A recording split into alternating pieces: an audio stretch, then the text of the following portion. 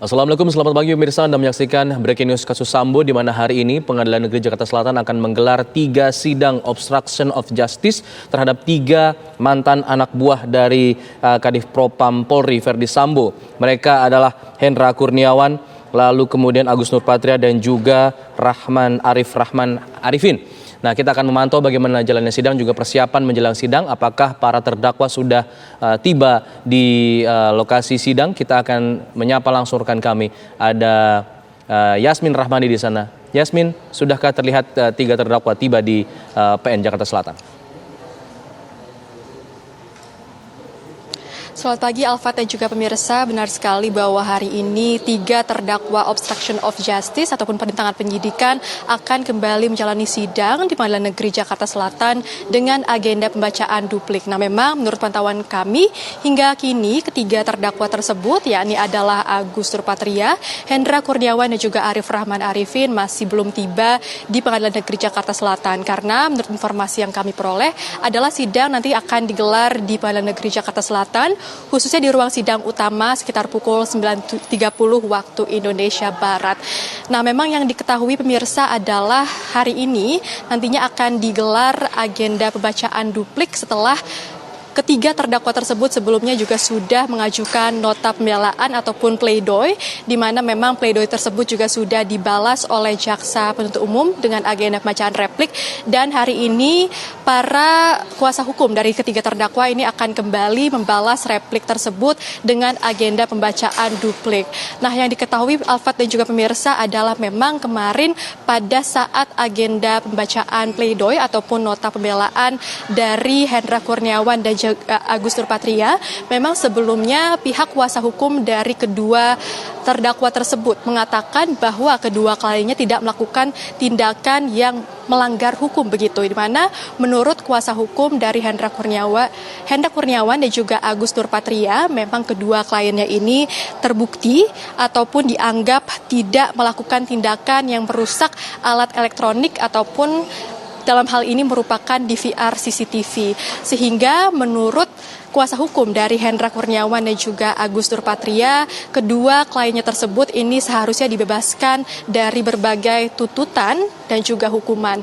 Menurut Hendra Kurniawan dan juga Agus Nurpatria, memang keduanya ini hanya mengikuti perintah dari atasannya saja, yakni adalah Verdi Sambo, sehingga seharusnya tidak dipidanakan. Meski demikian, menanggapi hal tersebut, menurut pihak jaksa penuntut umum melalui agenda pembacaan replik, Hendra Kurniawan dan juga Agus Nurpatria ini terbukti secara sah dan meyakinkan melakukan pelanggaran hukum.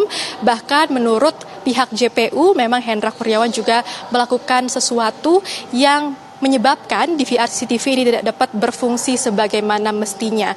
Sehingga pihak JPU pun meminta kepada pihak majelis hakim untuk Hendra Kurniawan ini tetap dituntut sesuai dengan hukuman atau dihukum sesuai dengan tuntutan yang sudah diberikan oleh jaksa penuntut umum. Begitu juga kepada Agus Nurpatria, pemirsa, di mana menurut pihak jaksa penuntut umum, Agus Nurpatria juga secara sah dan meyakinkan melakukan pelanggaran hukum ataupun melakukan perintangan penyidikan, dalam hal ini adalah obstruction of justice, penyidikan dari kasus pembunuhan berencana terhadap Brigadir Nofriansyah Yosua Huta Barat. Sehingga menurut jaksa penuntut umum pun ia meminta kepada pihak majelis hakim untuk nantinya memberikan hukuman sesuai dengan tuntutan yang sudah diberikan oleh pihak jaksa penuntut umum. Pihak JPU pun sempat membandingkan Agus Nurpatria dengan Ricky Rizal yang merupakan terdakwa dari pembunuhan berencana Brigadir Nofriansyah Yosua Huta Barat, di mana menurut JPU pada saat itu Ricky Rizal ini dapat menolak perintah dari Verdi Sambo untuk menembak Brigadir Nofriansyah Yosua Huta Barat. Sehingga menurut JPU, Agus Nurpatria yang merupakan seorang kombes seharusnya juga dapat menolak perintah yang diberikan oleh Verdi Sambo pada saat itu ketika ia diminta untuk mengambil dan juga kemudian menghapus rekaman DVR CCTV di Komplek Polri Duren 3, Jakarta Selatan. Nah, pemirsa, memang dapat kami informasikan untuk terdakwa Hendra Kurniawan memang sebelumnya dituntut hukuman 3 tahun penjara dan juga denda sebesar 20 juta rupiah, subsidiar 3 bulan kurungan, di mana diketahui bahwa Hendra Kurniawan ini memberikan arahan kepada anak buah buahnya untuk mengambil dan juga kemudian menghapus DVR CCTV. Selain itu, Hendra Kurniawan juga diketahui memberikan arahan kepada Arif Rahman Arifin untuk meminta kepada pihak Polres Metro Jakarta Selatan untuk membuat laporan fiktif adanya pelecehan seksual yang dilakukan oleh Brigadir Nofriansyah Yosua Huta Barat kepada Putri Chandrawati. Nah, tentunya ada beberapa hal yang dianggap memberatkan Hendra Kurniawan selama persidangan berlangsung, di mana memang dikatakan bahwa Hendra Kurniawan ini kerap mencari alibi selama persidangan berlangsung. Selain itu, Hendra Kurniawan juga berpangkat tinggi dan juga sudah mengabdi di institusi Polri selama puluhan tahun, sehingga seharusnya Hendra Kurniawan mengetahui cara menangani sebuah perkara. Selain itu, pemirsa, untuk terdakwa Agus Nurpatria ini sama juga diberikan tuntutan yang sama, yakni adalah pidana penjara 3 tahun dan denda senilai 20 juta rupiah subsidiar 3 bulan kurungan, di mana diketahui dalam persidangan bahwa Agus Nurpatria ini memberikan arahan kepada Irfan Widianto untuk mengambil DVR CCTV di Komplek Polri Duren 3. Bahkan salah satu hal yang dianggap memberatkan Agus Nurpatria ini adalah ketika ia memerintahkan kepada Irfan Widianto untuk mengambil DVR CCTV tersebut tanpa adanya surat perintah, sehingga yang diperdebatkan dalam sidang ini adalah seberapa penting surat perintah dalam memberikan sebuah arahan kepada anak buah. Nah, hal lain juga yang dianggap memberatkan Agus Nurpatria ini adalah mengenai pangkat tinggi dari Agus Nurpatria dan juga seharusnya ia mengetahui cara menangani sebuah perkara. Nah, Alfat, kami akan terus memantau berjalannya sidang di Pengadilan Negeri Jakarta Selatan. Untuk sementara itu kami kembalikan ke studio, Alfat. Yasmin Rahmadi mengabarkan langsung dari Pengadilan Negeri Jakarta Selatan. Kita akan tunggu jalannya sidang yang direncanakan pada pukul 9 hingga pukul 9.30 ya, sesuai jadwal yang dirilis oleh pihak Pengadilan Negeri Jakarta Selatan. Pemirsa, kami akan ajak Anda untuk berdialog bersama dengan Profesor Hipnu Nugroho yang sudah tersambung bersama kami untuk membahas mengenai jalannya sidang obstruction of justice atau perintangan penyidikan ini. Selamat pagi. Assalamualaikum Prof. Hipnu. Ya, Prof. Hipnu, suaranya masih terdengar kecil di saya. Baik, boleh mungkin bisa perjelas lagi. Jelas. Baik, sekarang sudah jelas. Terima kasih Prof. Hipnu. Ya. Prof. Hipnu, hari ini kita akan melihat bagaimana jalannya sidang duplik terhadap 3 orang terdakwa. Sebelumnya kemarin juga sudah ada duplik serupa untuk 2 terdakwa yang lain. Hari ini adalah Hendra Kurniawan dengan mantan anggota polisi dengan pangkat tertinggi begitu. Apakah Anda melihat duplik terhadap 3 orang terdakwa ini akan berpengaruh besar untuk hukuman mereka nantinya? Ya. Ini Mas Afat, duplik adalah jawaban dari replik.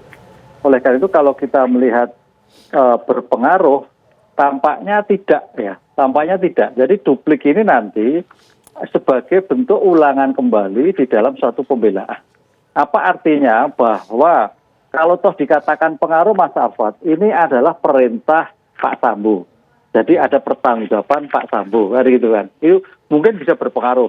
Artian pertanggungjawaban ada Pak Sambo. Itu kalau menurut Pak Indra. Tapi kalau kita melihat dalam hukum pidana, enggak, pertanggungjawaban criminal responsibility itu ada masing-masing individu. Oleh karena itu, terjemahan dari Pak Sambo kepada Hendra itu sebetulnya seperti apa? Apakah ini juga bagian dari inisiatif Pak Indra, ataukah hanya menjalankan suatu perintah Pak Indra? Karena Pak Indra itu kan orang kedua setelah Pak Sambo, Kepala Biro. Oleh karena itu mudah-mudahan ya kalau kita melihat suatu bentuk pertanggungjawabannya ini memang paling berat 3 tahun kalau nggak salah.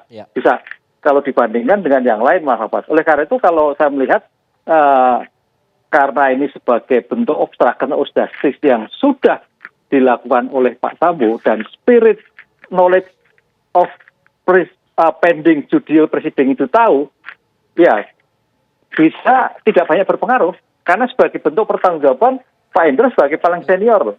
Jadi sebetulnya kalau kita konsisten garis komando itu tidak ada anak buah salah.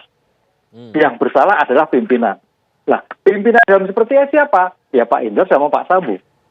Itu saya melihatnya seperti itu. Tapi ya mudah-mudahan kalau ini sebagai bentuk pembelajaran ke depan bahwa Pak Indra ambil inisiatif ini juga dalam rangka untuk kepentingan tanda petik ya terjemahan yang salah mengakui, ya saya kira sebagai institusi mungkin meringankan. Dan saya kira paling kena 2 tahun Mas, 2 tahun lah. Karena ini sebagai bentuk pembelajaran ke depan, setiap perintah-perintah harus tegas. Apalagi terkait dengan obstruction of justice yang itu sangat dihindari dalam pengungkapan suatu perkara. Ya. Begitu Mas Alfa. Bicara masalah soal perintah, hal ini juga sempat diungkapkan dalam sidang sebelum hari ini, sidang kemarin di sidangnya Cuk Putranto yang menyinggung juga mungkin akan mirip-mirip nih. Syarat perintah adalah sesuai dengan perundang-undangan dan harus melihat sudut pandang pemberi perintah dan sudut pandang bawahan yang diberikan perintah. Nanti saya ingin dalami mengenai hal ini. Usai jeda, kami kembali sesaat lagi.